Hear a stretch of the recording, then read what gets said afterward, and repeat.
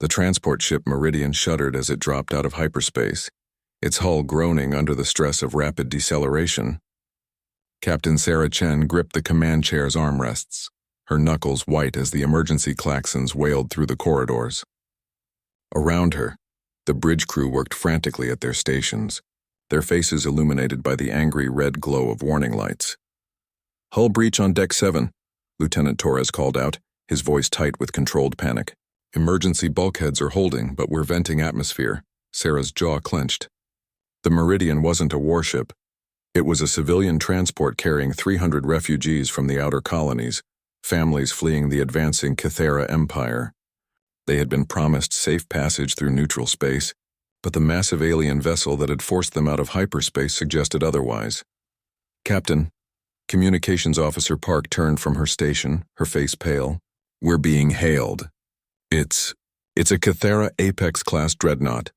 The view screen flickered to life, revealing a sight that made several crew members step back in instinctive fear. The Kythera commander stood nearly 9 feet tall, its chitinous exoskeleton gleaming like polished obsidian, 4 arms extended from its torso, each ending in razor-sharp talons. Its head was a nightmare fusion of insect and predator, with compound eyes that seemed to dissect everything they observed. When it spoke, its voice was a harmonic rumble that seemed to resonate in the bones of everyone who heard it. "Human vessel," the creature intoned, its mandibles clicking with each syllable. "I am Apex Commander Zeth Kalar of the 47th Conquest Fleet. Your ship carries assets of value to the Empire. You will submit to boarding and transfer your cargo manifest immediately." Sarah stood slowly, feeling the weight of 300 lives pressing down on her shoulders. She had served in the Terran Defense Force before taking command of the Meridian, had seen what the Kythera did to civilian populations. The assets the creature spoke of weren't cargo, they were people. "This is Captain Sarah Chen of the civilian transport Meridian," she replied, her voice steady despite the fear clawing at her chest. "We're carrying refugees under the protection of the Galactic Accords.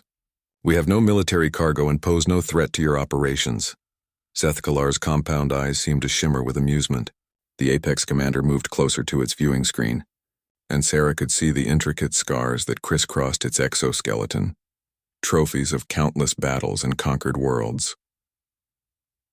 "The Galactic Accords." The alien's voice carried a note of dark humor. "A quaint human notion.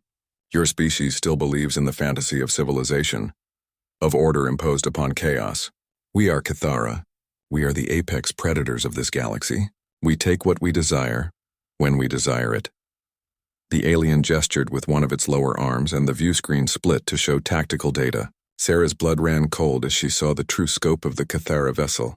The dreadnought was over 2 kilometers long, bristling with weapon arrays that could vaporize the Meridian in seconds. Worse still, her sensors detected at least 6 smaller escort vessels moving to surround them. "Your refugees," Zeth Kalar continued, "will serve the Empire well. The young ones will be conditioned for service in our labor corps.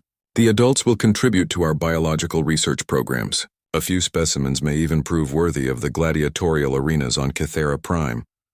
Sarah felt her crew's eyes on her, waiting for orders that could mean life or death for everyone aboard. In the silence that followed, she could hear the distant sounds of children crying in the refugee quarters, their parents trying to comfort them with whispered reassurances that everything would be all right. "You're talking about slavery," Sarah said, her voice hardening. "About using sentient beings as test subjects and entertainment."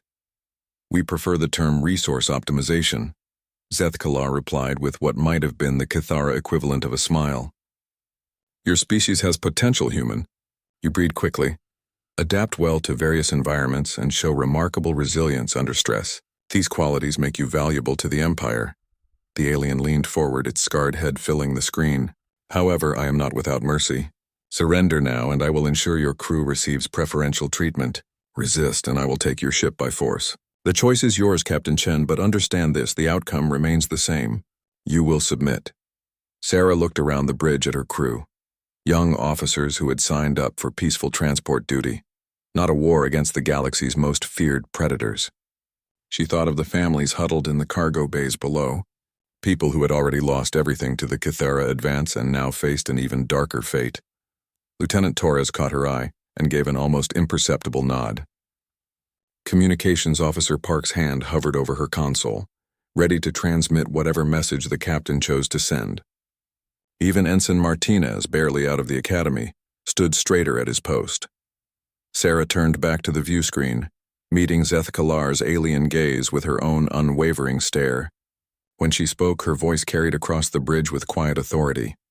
"Apex Commander," she said, "I've spent my career studying alien species, learning about different cultures and belief systems.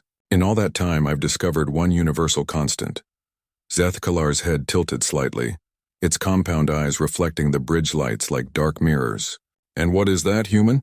Sarah's lips curved into a cold smile that didn't reach her eyes. "Every apex predator eventually meets something that refuses to be prey." The alien's mandibles clicked in what might have been irritation. "Your bravado is admirable but futile. You command a civilian transport against the might of a Kythera dreadnought. Logic dictates surrender." "Logic," Sarah repeated, her smile widening. "You know what's funny about logic, Zeth Kalar? It only works when both parties are operating from the same set of assumptions." Before the Apex Commander could respond, Sarah made a sharp, cutting gesture across her throat. Park immediately severed the communication link, leaving the bridge in sudden silence broken only by the hum of ship systems and the distant sound of the refugee quarters. "Captain," Torres whispered. "What are your orders?" Sarah stared at the blank view screen for a long moment, then turned to face her crew. The fear was still there in their eyes, but now it was accompanied by something else. A desperate hope that maybe, just maybe, their captain had a plan. "All hands," Sarah said, her voice carrying through the ship's intercom system. "This is the captain. Prepare for combat operations." The refugee compartments erupted in chaos as Sarah's announcement echoed through the ship. Parents pulled their children closer, voices rising in panic and confusion. Dr. Elena Vasquez, the ship's chief medical officer, moved through the crowds trying to maintain order while her mind raced with the implications of the captain's words. "Combat operations?" she muttered to herself. The Meridian was a transport vessel with minimal defensive capabilities. Against a Kythera dreadnought, it would be like a sparrow challenging a hawk. On the bridge, Sarah worked with mechanical precision, her fingers dancing across the tactical display. Lieutenant Torres watched in amazement as dormant systems began to activate, weapon hardpoints extending from concealed compartments along the ship's hull. "Captain," Torres breathed, "the Meridian has military-grade armaments?" "Not exactly," Sarah replied, her eyes never leaving her console. "But she's got a few surprises the Terran Defense Force installed for ships operating in contested space. Park, get me a secure channel to Admiral Harrison at TDF Command. Torres, I need you to access the refugee manifests." "The manifests?" Torres's brow furrowed. "Captain, why do you need—" His question died in his throat as the data populated on his screen. Mixed among the civilian refugees were names that made his blood run cold. Dr. Marcus Webb, former head of the TDF's Xenobiological Warfare Division. Colonel Rita Santos, retired Special Operations. Engineer First Class David Kim, specialist in exotic propulsion systems. "My God," Torres whispered. "These aren't just refugees." Sarah's smile was grim. The Kythera weren't wrong about the Meridian carrying valuable assets. They just made the mistake of assuming we were helpless prey. The view screen crackled back to life as Zeth Kalar's imposing form reappeared. The Apex Commander's compound eyes seemed to burn with predatory hunger. "Your silence speaks of acceptance, human. Prepare to be boarded. My warriors are already en route." "Actually," Sarah said, settling back into her command chair, "I was just consulting with my crew about your generous offer. You see, we have a bit of a problem with authority figures who make demands without asking nicely first." On the tactical display, 6 Kythera assault craft detached from the dreadnought, their sleek forms cutting through space toward the Meridian like mechanical sharks. Zeth Kalar's mandibles spread wide, the Kythera equivalent of baring teeth. "Your defiance is noted and will be remembered when your people are processed. My boarding parties will show appropriate restraint if you surrender immediately." "Restraint," Sarah mused. "That's an interesting word coming from a species that turns sentient beings into gladiatorial entertainment." She leaned forward, her voice dropping to a deadly whisper. "Let me tell you about restraint, Apex Commander. For the past 6 months, I've been transporting refugees from worlds your empire has conquered. I've seen the survivors, heard their stories, treated their wounds. The bridge crew watched in fascination as their captain's composure began to crack, revealing something cold and dangerous beneath. "I've held children who watched their parents die in your arenas," Sarah continued, her voice gaining intensity. "I've treated women and men broken by your biological research programs. I've listened to the screams of nightmares that your species carved into their minds." Zethkalar's head tilted, studying the human with renewed interest. "And yet you continue to resist. Fascinating. Most species submit once they comprehend the futility of opposition. You want to know about humans?" Sarah stood, her hands clenched at her sides. "We're the species that looked at the vast emptiness between stars and decided it wasn't empty enough. We're the ones who saw an apex predator and thought, I wonder if I can make a pet out of that. We took a planet that was actively trying to kill us and decided to call it home." The first Kythera assault craft was now within weapons range. Sarah could see the boarding pods extending from its hull like mechanical claws. But most importantly, Sarah's voice dropped to a whisper that somehow carried more menace than any shout. "We're the species that invented the concept of spite. And right now, Zethkalar, I'm feeling very, very spiteful." Torres looked up from his console, his face pale but determined. "Captain, the refugees you requested are standing by. Dr. Webb says his modifications to the life support systems are complete." "Modifications?" Zethkalar's compound eyes focused intently on the screen. "What modifications?" Sarah's smile was arctic. "You mentioned biological research programs. Well, Dr. Webb here used to run one of those for the Terran Defense Force. Specifically, he specialized in xenobiological warfare, diseases tailored to specific alien physiologies." The Apex commander's posture shifted slightly, the first sign of uncertainty Sarah had seen from the creature. "Of course," Sarah continued conversationally, "creating bioweapons violates about 17 different galactic treaties, so we would never do something like that. However, Dr. Webb did spend considerable time studying Kythera physiology to develop defensive countermeasures." She gestured to Torres, who brought up a new display on the view screen.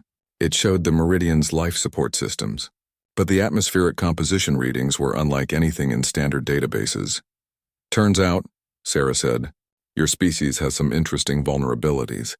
Something about your chitinous exoskeleton makes you particularly susceptible to certain airborne compounds. Nothing lethal, you understand. Just something that makes your sensory organs hypersensitive to the point of paralysis." Zethkalar's mandibles clicked rapidly. "You're bluffing. Your ship's life support couldn't generate sufficient concentrations to affect my warriors through their environmental suits?" "You're absolutely right," Sarah agreed. "Under normal circumstances. But the funny thing about transport ships is that they're designed to recycle atmosphere between different compartments very efficiently, and Dr. Webb here is very good at his job." The lead Kythera assault craft suddenly veered off course, its pilot apparently struggling with the controls. Through the view screen, Sarah could see similar erratic movements from the other boarding vessels. "Impossible," Zethkalar snarled. "My warriors are trained to resist chemical warfare." "This isn't chemical warfare," Sarah replied. "This is biochemistry. The compound Dr. Webb synthesized interacts specifically with Kythera neural pathways. Your warriors aren't dying, they're just experiencing what humans call a sensory overload. Every sound becomes deafening. Every light becomes blinding. Every texture becomes agony." The Apex commander's form seemed to grow larger as rage filled its movements. "You dare use weapons of mass destruction against the Kythera Empire?" Sarah's laugh was sharp and bitter. "Weapons of mass destruction? This is pest control." The view screen flickered as Zethkalar's claws scraped against his console. "Your treachery will not go unpunished. I will personally see to your execution." "You know what the difference is between you and me?" Sarah asked, her voice deadly calm. "You see humans as prey because we're smaller and individually weaker than your species. But you've made a fundamental error in your assessment." She gestured toward the refugee compartments. "You assumed we were running from you because we were afraid. But we weren't running from you, Zethkalar. We were leading you here." The Kythera dreadnought's massive weapon arrays began to rotate toward the Meridian, their targeting systems painting the smaller vessel with deadly precision. Zethkalar's rage was palpable even through the communication link, his compound eyes blazing with predatory fury. "You speak of leading us here as if this barren system holds some strategic value. the Apex commander snarled. "There is nothing here but empty space and a dying star. Your deception ends now." Sarah exchanged a meaningful glance with Torres, who was monitoring long-range sensors with barely concealed excitement. The lieutenant gave her a subtle nod, and Sarah felt a cold satisfaction settle in her chest. "Empty space," she repeated thoughtfully. "You know, that's what most species see when they look at a system like this. A red dwarf star past its prime, a few barren rocks, some scattered asteroids. Nothing worth claiming, nothing worth defending." The tactical display showed the Kythera boarding craft retreating back to their mothership, their crews still struggling with the effects of Dr. Webb's biochemical surprise. But Sarah knew that reprieve was temporary. Zethkalar would simply switch to long-range bombardment rather than risk more of his warriors. Humans, though, Sarah continued, her voice taking on an almost conversational tone, "we have this annoying habit of finding potential in the most unlikely places. Take this system, for example. Most civilizations would write it off as worthless. But a human mining engineer looks at those asteroids and sees raw materials. A human physicist looks at that dying star and sees a massive fusion reactor just waiting to be properly managed." Zethkalar's head tilted slightly. A gesture Sarah had learned indicated confusion or suspicion in Kythera body language. "What are you implying, human?" "I'm not implying anything," Sarah replied. "I'm stating a fact. This system isn't empty. It's been continuously inhabited for the past 3 years by a joint human-Andorian mining operation. They've been so busy with their deep space extraction work that they never bothered to file proper territorial claims with the Galactic Council." The Apex commander's mandibles clicked rapidly.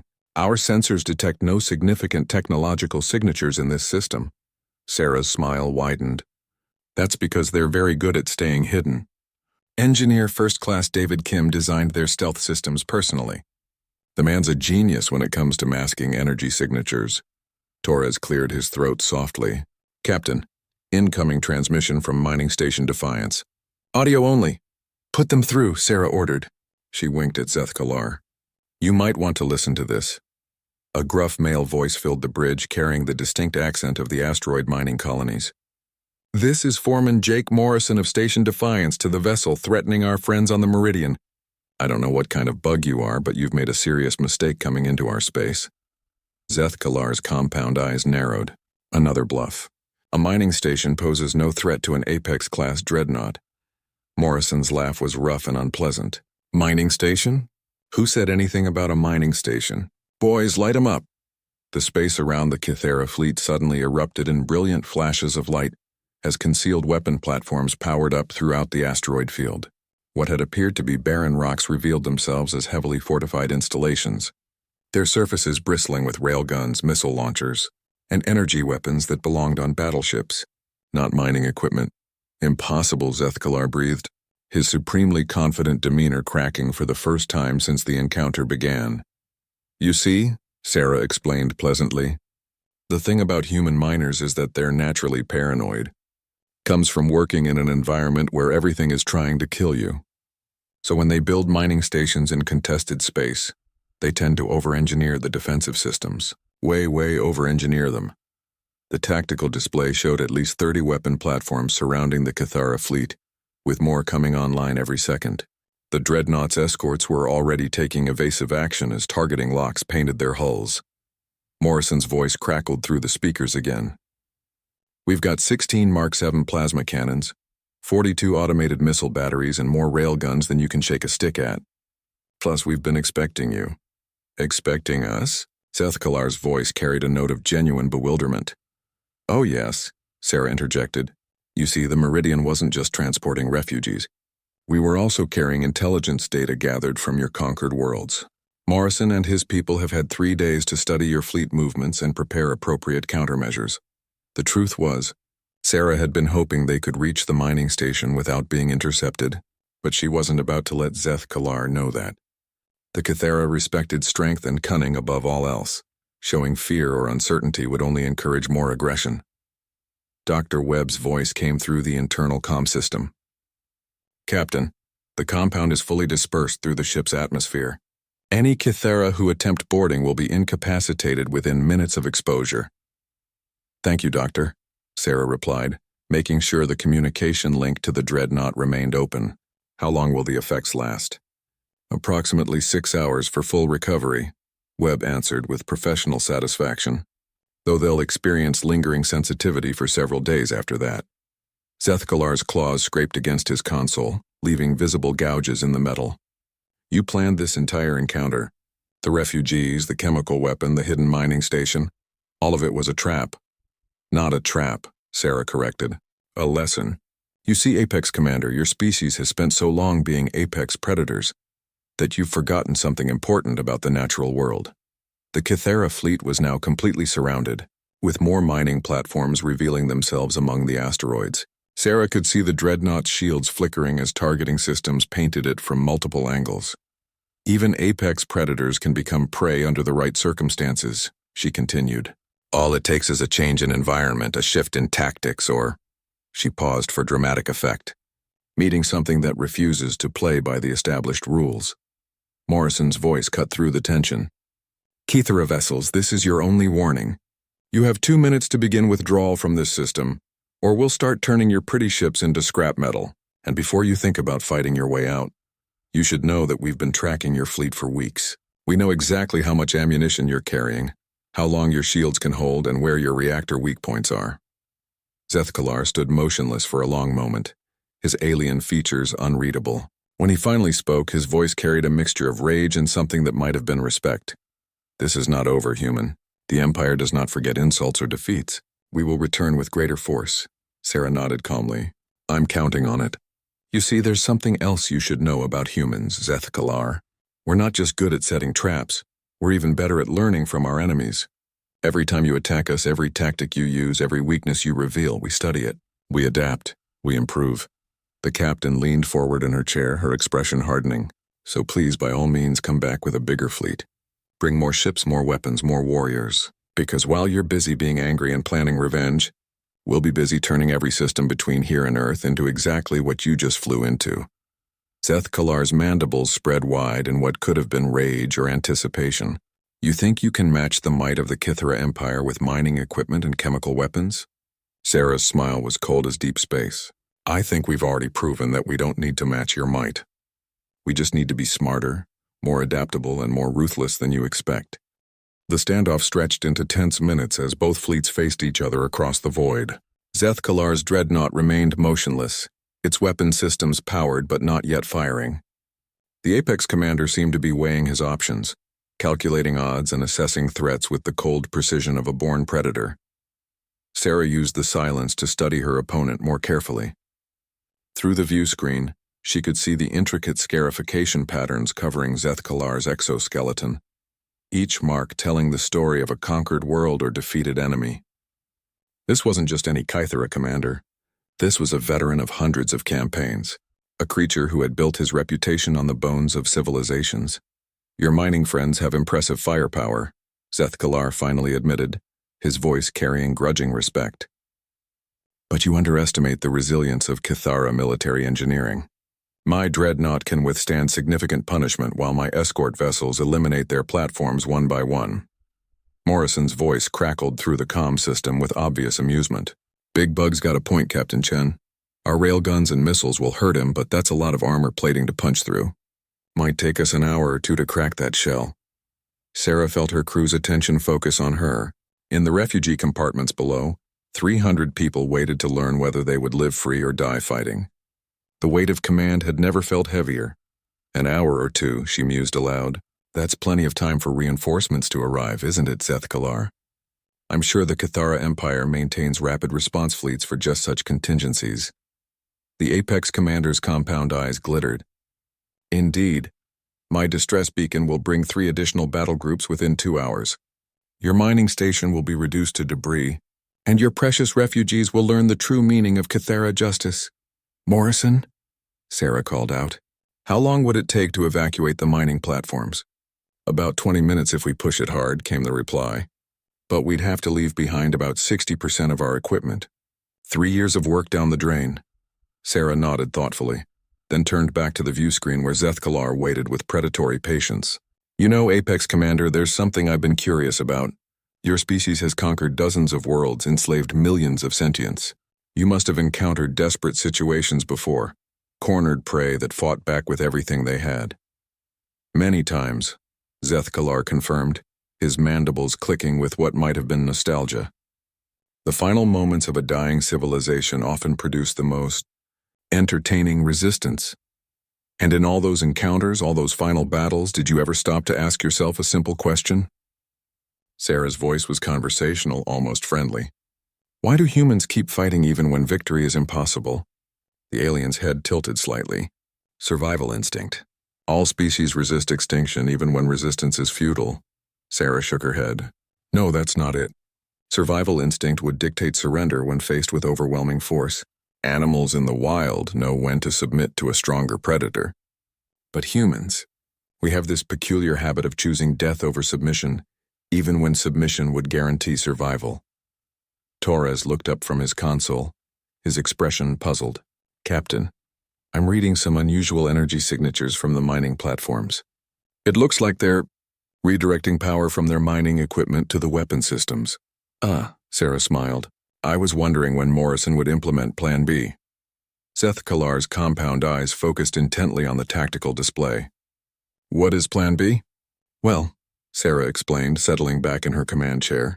You were absolutely right about one thing. The mining station's weapons aren't powerful enough to destroy your dreadnought before reinforcements arrive. But Morrison and his people weren't just building a mining operation out here.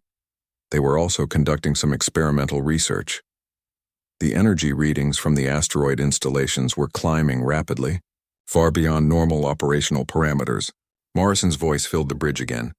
But now it carried an edge of excitement. Captain Chen, we're ready to field test the new industrial plasma torch modifications. Dr. Kim's fusion containment upgrades are performing beautifully.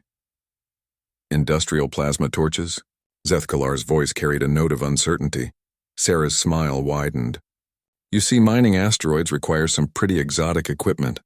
Plasma torches for cutting through dense rock, fusion reactors for power generation, magnetic containment fields for handling dangerous materials. Individually, these are all just industrial tools. The tactical display showed massive energy buildups across 30 different mining platforms, their power outputs climbing toward levels that made even seasoned military officers nervous. But David Kim has this fascinating hobby, Sarah continued. He likes to modify existing technology for alternative applications. Take a mining plasma torch, increase its power output by a factor of 10, add military-grade targeting systems, and coordinate the firing sequences across multiple platforms. Understanding dawned in Zethkalar's alien features. You're weaponizing industrial equipment.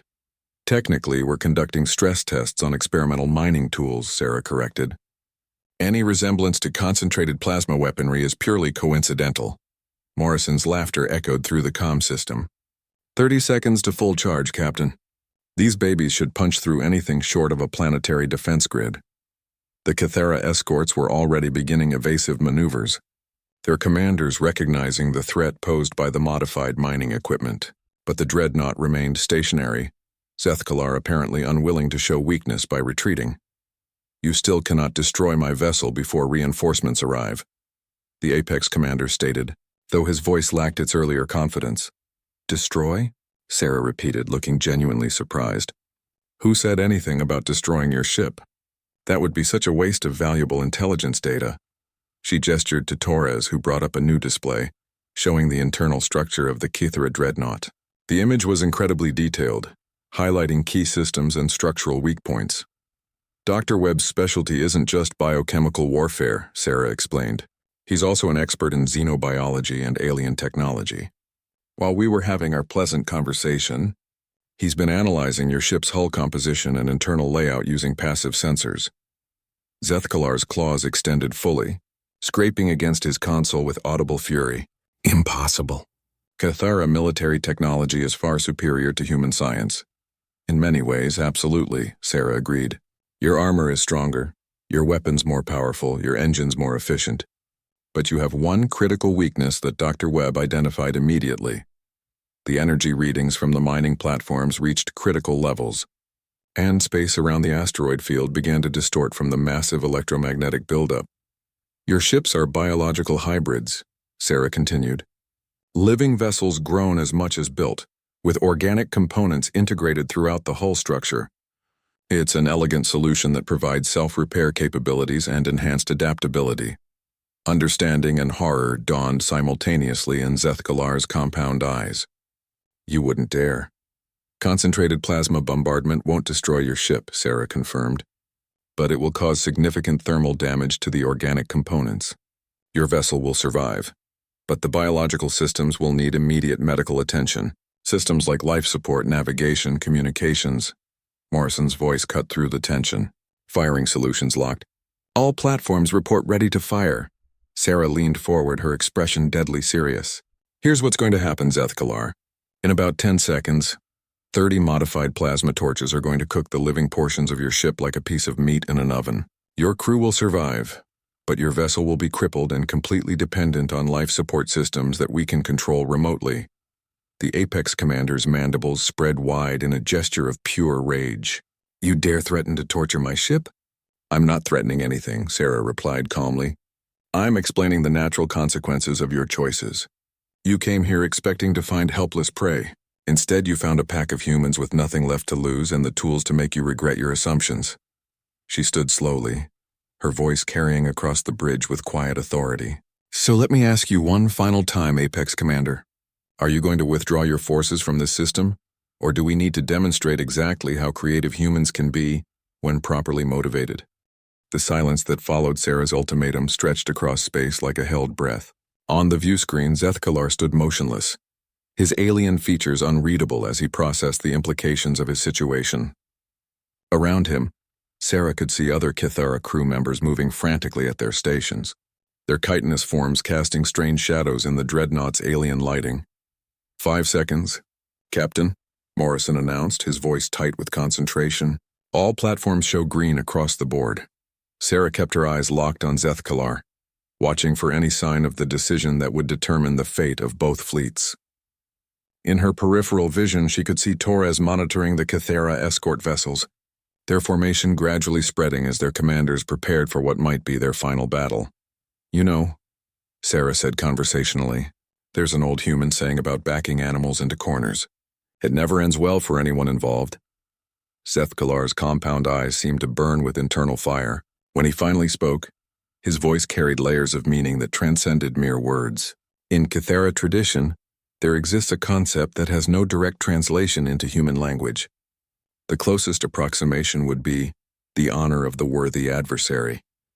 Sarah's eyebrows rose slightly. I'm listening. Throughout my career, I have conquered 67 worlds and defeated 43 species, the Apex Commander continued. In every case, victory came through superior force, advanced technology, or strategic advantage. Never before have I encountered prey that transformed itself into predator through sheer audacity. Torres looked up from his console, confusion evident on his face. Captain, the Kythera escorts are... They're standing down. Weapons powered but not targeting. 3 seconds. Morrison's voice crackled through the comm. Zethkalar stepped closer to his view screen, his scarred exoskeleton gleaming in the bridge lights. You asked why humans continue fighting when victory is impossible. I believe I now understand the answer. And what answer is that? Sarah asked, though she kept her hand poised over the firing control. Because you are not fighting for victory, Zethkalar replied. You are fighting for the right to define your own extinction. Even in death, you refuse to surrender your agency to another's will. The alien's mandibles spread in what Sarah realized was not aggression, but something approaching respect. Very well, human. You have earned the right to choose your fate. 1 second, Captain, Morrison announced. Sarah's finger hovered over the control that would unleash 30 plasma torrents against the Kythera fleet.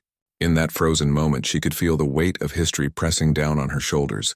Not just the fate of the refugees aboard the Meridian, but the precedent this encounter would set for future human-Kythera interactions. Zethkalar, she said quietly, what happens if I don't give the order to fire? The Apex Commander's head tilted slightly. Then I will withdraw my forces from this system and report to the Empire that this region of space is unsuitable for immediate colonization efforts. And the refugees will continue their journey unhindered, with my personal guarantee of safe passage through Kythera-controlled space. Sarah felt the tension in her chest ease slightly. And if I do give the order? Zethkalar's compound eyes glittered with what might have been amusement. Then my reinforcements will arrive to find my ship crippled but intact, and I will be forced to explain to the High Command how a single human transport and a mining station defeated the 47th Conquest Fleet. That would be embarrassing, Sarah observed. Indeed, my reputation would never recover. I would likely be stripped of command and assigned to garrison duty on some backwater world. The alien paused. However, the Empire would also be forced to acknowledge that humans are not the helpless prey we initially assessed them to be. Torres cleared his throat softly. Captain, we're past the firing window. The platforms are cycling down to standby. Sarah looked around the bridge at her crew, seeing relief and exhaustion warring with continued alertness. Below decks, 300 refugees waited to learn whether they would live to see another sunrise. Morrison, she called out, power down the plasma torches. Keep the targeting systems active, but we're standing down from immediate engagement. Understood, Captain, came the gruff reply. Though I've got to admit I was curious to see how well those modifications would work against real armor. Sarah turned back to the view screen where Zethkalar waited with alien patience. Apex Commander, I'm going to make you an offer. One that benefits both of our species. I am listening. You withdraw your forces as promised. The refugees continue their journey. In exchange, I provide you with something the Kythera Empire has never possessed. Detailed intelligence on human military capabilities, tactical doctrine and defensive strategies. Zethkalar's mandibles clicked rapidly. You would betray your own species? Sarah's smile was sharp as a blade. Not betray, educate, you see. Everything I've shown you today, the biochemical weapons, the disguised mining platforms, the plasma torch modifications, these are improvised defensive measures created by civilians with limited resources. They represent perhaps 1% of humanity's actual military potential. The alien commander leaned forward, his interest clearly engaged. Continue. The Terran Defense Force has been preparing for a war with the Kythera Empire for over a decade, Sarah explained. Every encounter, every skirmish, every piece of intelligence we've gathered has been fed into our strategic planning systems. We know your strengths, your weaknesses, your tactics, and your technology. She gestured toward the refugee compartments. These people aren't just civilians, Zethkalar. They're test subjects. Every refugee we evacuate provides us with first-hand experience of Kythera occupation methods. Every survivor we interview gives us insight into your military structure and operational procedures. Understanding dawned in the alien's compound eyes. You are using your own people as intelligence assets. We're learning from our defeats, Sarah corrected. Every world you conquer teaches us how to better defend the next one. Every civilian you capture and release provides us with data on your interrogation techniques, prison systems, and security protocols. Zethkalar stood silent for a long moment, processing the implications. What you describe suggests a level of strategic planning that spans decades. Your species is preparing for a war of attrition. Not preparing, Sarah said quietly. Already fighting. The difference is that we're fighting smart instead of fighting fair. The Apex Commander's claws scraped against his console as he weighed his options. And you believe this intelligence would be valuable to the Empire? I believe it would prevent a war that neither of our species can afford to fight, Sarah replied. The Kythera are apex predators, but predators need a sustainable ecosystem. If you drive all potential prey species to extinction, what will you hunt? She leaned forward, her expression intense. Humanity offers you something unique, Zethkalar. We're a species that grows stronger under pressure, more dangerous when cornered, and more innovative when faced with impossible odds. You can spend the next century grinding us down through attrition warfare, losing ships and warriors with every engagement. Or, the alien prompted, or you can recognize that some prey species are too dangerous to hunt, Sarah finished. Mark human space as off-limits for Kythera expansion, and focus your efforts on species that won't cost you half your fleet to subdue. Zethkalar's mandibles spread wide in what Sarah now recognized as the Kythera equivalent of thoughtful consideration. You propose a mutual recognition of territorial boundaries. I propose a mutual recognition of reality, Sarah corrected. Humans will never submit to Kythera rule, and Kythera will never stop being apex predators. The only question is whether we acknowledge that truth before or after we've spent a century killing each other. The negotiations took 3 hours. Sarah found herself conducting the most surreal diplomatic discussion of her career, sitting across from an alien apex predator, while mining platforms maintained targeting locks on both fleets.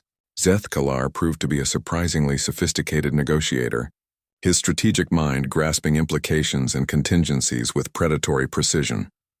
"The High Command will require proof of human military capabilities," he stated during the second hour of talks. "Theoretical discussions of potential threats will not suffice." Sarah nodded, having expected this requirement. "Dr. Webb, could you join us on the bridge?"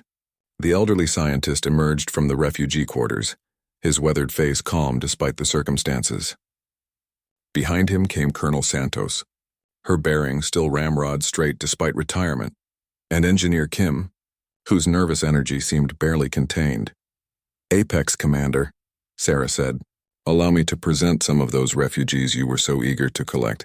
Dr. Marcus Webb, former head of the TDF's Xenobiological Warfare Division; Colonel Rita Santos, who spent 15 years developing asymmetric warfare tactics specifically for use against technologically superior opponents; and Engineer David Kim, whose modifications to this mining station's equipment have kept your entire fleet at bay for the past 3 hours."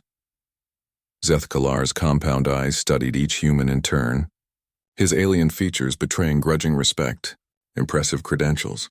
But credentials are not demonstrations. Dr. Webb stepped forward, his voice carrying the authority of decades spent in classified research. "Apex Commander, the compound I released aboard your boarding craft was synthesized from biological samples provided by Cathara prisoners of war. It targets specific neurotransmitter pathways unique to your species' nervous system." The alien's mandibles clicked with what might have been alarm. "You experimented on Cathara prisoners?" "We studied voluntary tissue samples provided in exchange for improved medical treatment," Webb corrected. "The Geneva Conventions still apply, even in interstellar warfare. However, the research did reveal some interesting vulnerabilities in Cathara physiology." Colonel Santos spoke next, her voice carrying the crisp tones of a career military officer. "The mining platform deployment you witnessed represents a scaled-down version of defensive strategies we've developed for protecting human worlds. Every asteroid belt, every planetary ring system, every debris field in human space has been surveyed for potential weapons platform placement." Engineer Kim couldn't contain his enthusiasm any longer. "The plasma torch modifications were actually the easy part. Wait until you see what we can do with gravity, well generators, and quantum entanglement communicators. We've been working on some really interesting applications for stellar engineering technology." "Zeth." Kaler turned his attention back to Sarah. "And this represents only a fraction of human military preparation?" "These 3 individuals represent 1 refugee transport's worth of human expertise," Sarah confirmed. "Multiply that by the thousands of ships we've evacuated from your conquered territories, and you begin to understand the scope of our intelligence-gathering operation." The Apex Commander was silent for a long moment, his alien features unreadable. "You have convinced me that humanity poses a significant military threat. However, I require more than theoretical discussions to present to the High Command." Sarah had been waiting for this moment. "Torres, open a channel to Admiral Harrison at TDF Command." The view screen split, showing both Zeth Kalar and a grizzled human admiral whose face bore the scars of a lifetime spent in military service. Admiral Harrison's eyes widened slightly as he took in the alien commander, but his voice remained steady. "Captain Chen, I see you've managed to avoid becoming space debris. I take it the mining station's defensive systems performed adequately?" "More than adequately, Admiral," Sarah replied. "I'm transmitting our current situation and negotiation status. We may have an opportunity to establish formal territorial boundaries with the Cathara Empire." Harrison's eyebrows rose. "Interesting. I assume our new friend here wants some kind of demonstration of human military capabilities?" Zeth Kalar leaned forward, studying the human admiral with predatory interest. "Your reputation precedes you, Admiral Harrison. The butcher of Kepler 438. Ancient history," Harrison replied with a slight smile, "though I notice your intelligence files are fairly comprehensive." "The Empire makes it a point to study notable opponents," the alien confirmed. "Your tactical innovations cost us 3 battle groups and a significant delay in our advance through that sector. And that was with outdated equipment and limited resources," Harrison noted. "Captain Chen, Does our guest require a current demonstration, or will historical data suffice? Sarah looked at Zeth Kalar, who considered the question with visible calculation. Historical data will suffice, provided it includes detailed analysis of human defensive capabilities. Admiral Harrison nodded. I can provide tactical summaries of our last 12 defensive actions, including casualty ratios, resource expenditure, and strategic outcomes. I think you'll find the trend lines illuminating. The data transfer took 20 minutes. Sarah watched Zeth Kalar's expression change as he reviewed the information, his compound eyes flickering with what she recognized as a mixture of surprise and concern. These casualty ratios, the alien said finally, they indicate that human defensive effectiveness has increased by a factor of 4 over the past 2 years. We're fast learners, Harrison replied dryly. Every engagement teaches us something new about Cathera tactics and technology. We adapt our defenses accordingly. Zeth Kalar's claws scraped against his console, and these resource expenditure figures suggest that human military production has increased exponentially. War economy, Sarah explained. Nothing motivates human industrial capacity quite like an existential threat. We've converted civilian manufacturing, implemented crash training programs, and developed entirely new categories of defensive technology. The Apex commander studied the data for several more minutes before finally looking up. Very well. I am convinced that continued military action against humanity would prove costly. I will recommend to the High Command that human space be designated as a restricted expansion zone. And the refugees, Sarah asked, will be granted safe passage through all Kithera-controlled space as previously agreed. Zeth Kalar paused, his mandibles spreading in what might have been amusement. I confess, Captain Chen, this encounter has been educational. Sarah smiled. Glad we could broaden your perspective. The alien commander began issuing orders to his fleet, preparing for withdrawal. As the massive dreadnought's engines powered up, Zeth Kalar turned back to the view screen one final time. Before we depart, I have one last question, he said. Why did you laugh? Sarah looked puzzled. When did I laugh? When I commanded you to submit. You laughed and said you only kneel to bury your enemies. What did you mean? Sarah's smile turned cold. Exactly what I said. Humans don't kneel in submission, Zeth Kalar. We only kneel when we're digging graves for the things that threatened our families. The Apex commander's compound eyes seemed to burn with alien fire, and yet you chose negotiation over violence. Why? Because burying our enemies is a last resort, Sarah replied. We prefer to teach them why fighting us isn't worth the cost. As the Cathera fleet departed, Sarah slumped back in her command chair, feeling the weight of exhaustion settle over her. Around the bridge, her crew began the process of standing down from combat alert, their movements carrying the loose-limbed relief of people who had faced death and lived to tell about it. Captain, Torres said quietly, do you think they'll honor the agreement? Sarah watched the alien ships disappear into hyperspace, their massive forms vanishing like nightmares dispelled by dawn. They'll honor it, she said with certainty. Because we've shown them something they've never encountered before. What's that? Park asked. Sarah's smile was sharp as broken glass. Prey that bites back hard enough to make the predator reconsider whether it's really hungry after all. In the refugee quarters below, 300 people who had lost everything to the Cathera Empire began to hope that maybe, just maybe, they might finally be safe. And in the cold depths of space, a human transport continued its journey, carrying with it the seeds of a new understanding between predator and prey.